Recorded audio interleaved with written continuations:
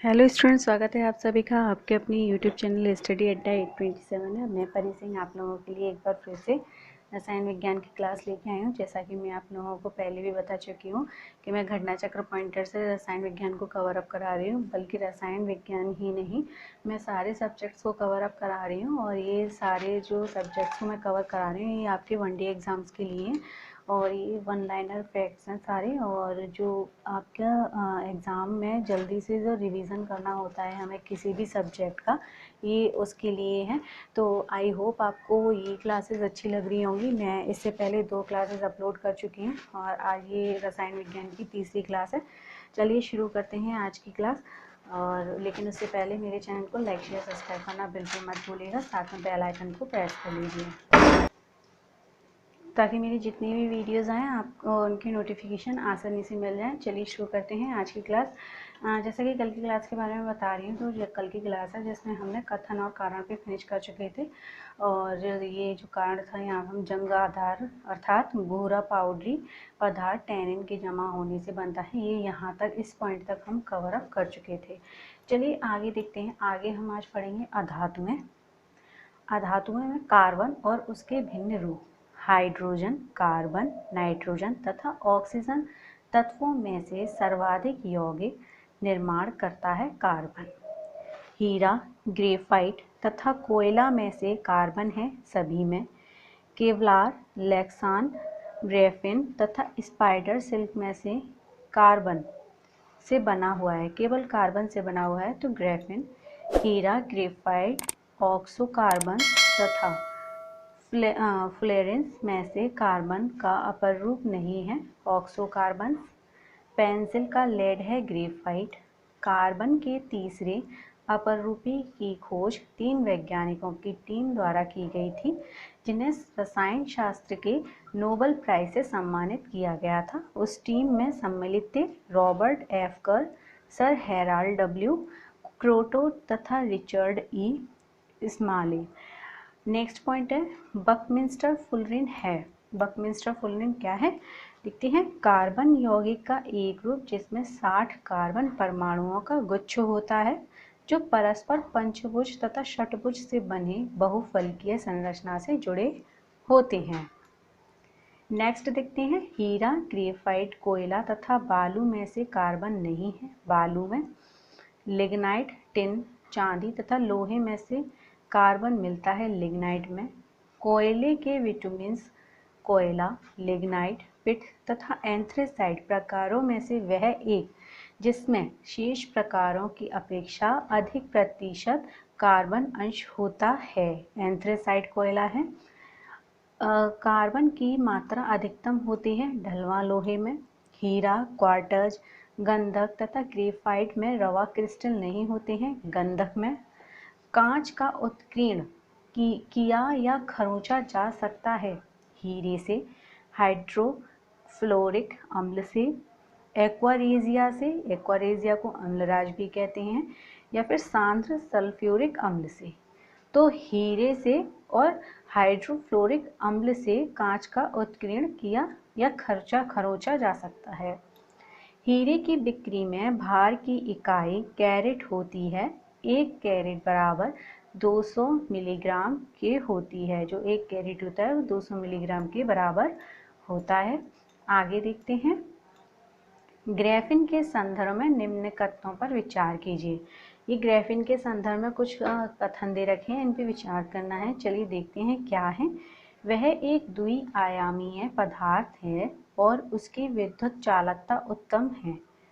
अब वह अब तक जांचे गए सबसे तनु किंतु सबसे शक्तिशाली पदार्थों में से एक है। वह पूर्णतः सिलिकॉन से बना होता है और उसकी चाक्षुष पारदर्शिता उच्च होती है। उसका टच स्क्रीन एलसीडी और कार्बनिक एलईडी के लिए चालक इलेक्ट्रोड के रूप में इस्तेमाल किया जाता है।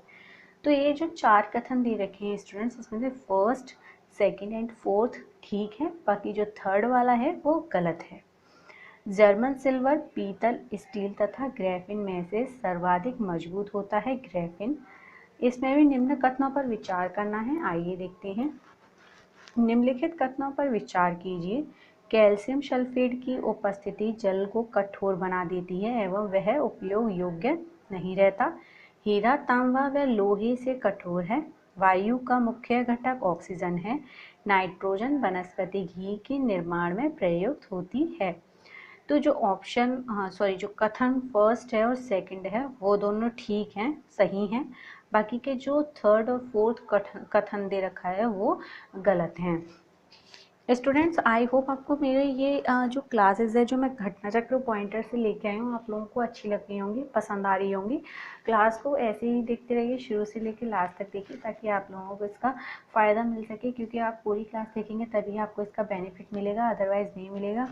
और एग्ज़ाम्स, जैसे कि आप सभी को पता है कि एग्ज़ाम्स ज़रूर होंगे, ऐसा नहीं है कि कोरोना आ गया, लॉकडाउन हो गया है तो एग्ज़ाम नहीं होंगे, ऐसा बिल्कुल नहीं है।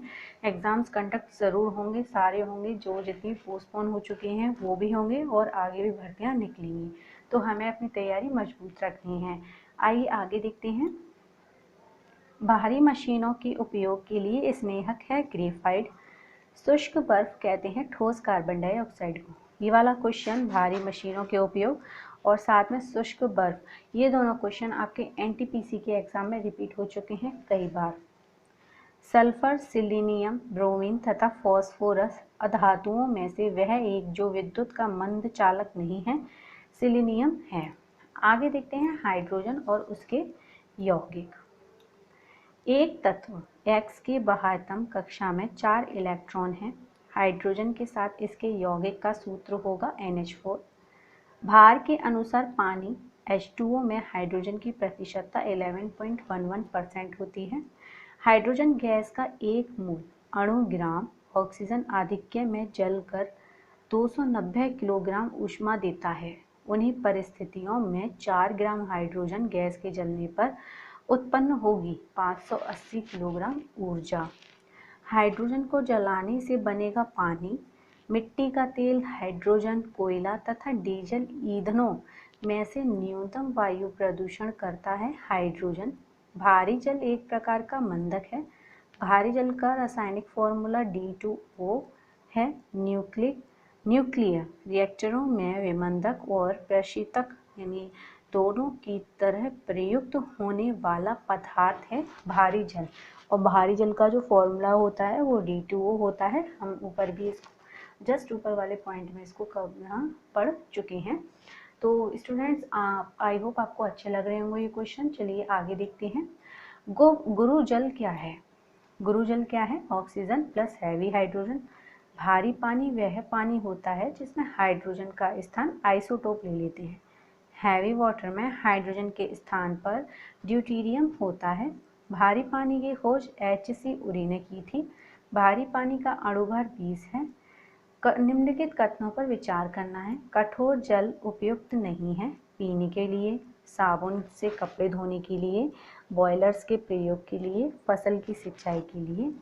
तो 1, 2, 3, 4 ये चारों ही कथन जो दे रखे हैं, ना फसल की सिंचाई के लिए, ना बॉयलर्स में प्रयोग के लिए, ना ही कपड़े धोने के लिए और ना ही पानी पीने के लिए, ये चारों में से किसी के लिए भी यूज़ नहीं होता है कठोर जल। पानी की स्थायी कठोरता के लिए उत्तरदायी है कैल्शियम, मैग्नीशियम के क्लोराइड व सल्फेट। जल के लिए pH मान होता है लगभग 7। पानी का शुद्धतम रूप है वर्षा का पानी। पानी आयनिक लवण का सुविलायक है क्योंकि उसका द्विध्रुव आघूर्ण अधिक है। अशुद्ध जल से बड़ी मात्रा में पेयजल तैयार किया जाता है निर्लवीकरण द्वारा। हीलियम, क्लोरीन, फ्लोरीन तथा कार्बन डाइऑक्साइड गैसों में से पीने के पानी को शुद्ध करने के लिए प्रयोग में लाई जाती है क्लोरीन। समुद्री जल को शुद्ध जल में बदला जा सकता है उत्क्रम परासरण प्रक्रिया द्वारा। खारे पानी को शुद्ध पानी में परिवर्तित करने की प्रक्रिया को उत्क्रम परासरण कहते हैं। फिटकरी गंदे पानी को स्वच्छ करती है स्कंदन प्रक्रिया द्वारा। वनस्पति तेल से वनस्पति घी बनाने में प्रयुक्त होती है हाइड्रोजन। वनस्पति तेलों के हाइड्रोजनीकरण में उपयोग किया जाता है निकेल उत्प्रेरक का। आगे देखते हैं स्टूडेंट्स, आई होप वो क्वेश्चंस अच्छे लग रहे होंगे। सल्फर, नाइट्रोजन, हैलोजन अक्रिय गैस है। हाइड्रोजन, ऑक्सीजन, हीलियम तथा कार्बन डाइऑक्साइड में से नोबल गैस कहलाती हैं helium. Argon, carbon dioxide, nitrogen तथा ऑक्सीजन में से वह गैस जिसकी प्रतिशत मात्रा आयतन में वायुमंडल में सबसे कम है कार्बन डाइऑक्साइड। वायुमंडलीय वायु में नाइट्रोजन लगभग होती है 78 से 79%। N2O2 कार्बन तथा H2 में से गैसीय चक्र नहीं है H2। गोताखोरों के सांस लेने संबंधी क्रिया में उपयोग की जाने वाली गैसें हैं ऑक्सीजन तथा हीलियम। गोताखोरों द्वारा गहरे समुद्र में सांस लेने के लिए ऑक्सीजन के साथ मिश्रित किया जाता है हीलियम को। सल्फर हेक्साफ्लोराइड अणु का आकार है अष्टफलकीय। जल में आसानी से घुलनशील अमोनिया है। हास्य गैस यानी लाफिंग गैस के रूप में जो प्रयुक्त होती है उसको नाइट्रस ऑक्साइड कहते हैं। डॉक्टरों द्वारा एनेस्थीसिया के रूप में प्रयोग होने वाली हास्य गैस है nitrous oxide. Argon, neon, xenon तथा नाइट्रस ऑक्साइड में से स्ट्रिंजेंट गैस भी कहते हैं जिनॉन को। और बोर्डो मिक्सचर कॉपर सल्फेट और कैल्शियम हाइड्रोक्साइड का जल में मिश्रण है और इसे फफूंदीनाशी के रूप में प्रयोग में लाते हैं। बोरिक अम्ल औषधि उद्योग तथा खाद्य परीक्षक के रूप में भी प्रयुक्त होता है। शुष्क बर्फ ठोस कार्बन डाइऑक्साइड होता है। हंसाने वाली गैस नाइट्रस ऑक्साइड है। उपयुक्त कथनों में से सत्य नहीं है। हंसाने वाली गैस नाइट्रस ऑक्साइड है, यानी जो हंसाने वाली गैस है वो नाइट्रस ऑक्साइड है। ये वाला कथन सत्य यहाँ गलत दे रखा है। ये जो हंसाने वाली गैस है वो नाइट्रस ऑक्साइड ही होती है और बाकी के सब गलत हैं। केवल एक ही सत्य है जो कि हंसाने वाली गैस नाइट्रस ऑक्साइड है। इसमें नाइट्रिक ऑक्साइड दे रखा है स्टूडेंट, सॉरी मैं इसको नाइट्रस ऑक्साइड पढ़ रही थी। नाइट्रिक ऑक्साइड हंसाने वाली गैस नहीं है, नाइट्रस ऑक्साइड हंसाने वाली गैस है। आगे देखते हैं। नाइट्रोजन मुक्ति से होता है स्थल मंडलीय एवं वायुमंडलीय नाइट्रोजन की मात्रा अप्रभावित। वायुयानों के टायरों में भरने में प्रयोग किया जाता है नाइट्रोजन गैस का। मैग्नीज, नाइट्रोजन, मैग्नीशियम तथा सल्फर में से वह तत्व जिसकी कमी को पूरा करने के लिए कीटभक्षी कीटों को पकड़ते हैं तथा उनका भक्षण करते हैं। नाइट्रोजन की कमी जिस मिट्टी में होती है स्टूडेंट्स, वो मिट्टी और उस मिट्टी में जो पौधे लगे होते हैं उन्हें कीटभक्षी पौधे कहते हैं। जो घटपर्णी उसका एक उदाहरण है। घटपर्णी जो पौधा होता है और इसका मुख जो होता है, जो पौधा होता है उसमें एक फूल जैसा होता है, वो जो घट होता है यानी जो घड़ा होता है उसके समान होता है। और जैसे ही कोई कीट आता है तो वो उसको पकड़ लेता है और उसका भक्षण कर लेते हैं, खा लेते हैं या फिर पकड़ लेते हैं। बात एक ही है। तो स्टूडेंट ये तो थी हमारी आज की क्लास रसायन विज्ञान, जिसको हमने आज फिर से कवर अप किया है। कल हम कुछ नए टॉपिक के साथ कवर अप करेंगे अपनी अगली क्लास को। आई होप आपको मेरी क्लासेस अच्छी लग रही होंगी। Thank you so much students. आज के लिए इतना ही। चैनल को लाइक शेयर सब्सक्राइब करना बिल्कुल मत भूलिएगा। साथ में बेल आइकन को भी प्रेस कर लीजिए। Thank you so much students. Bye.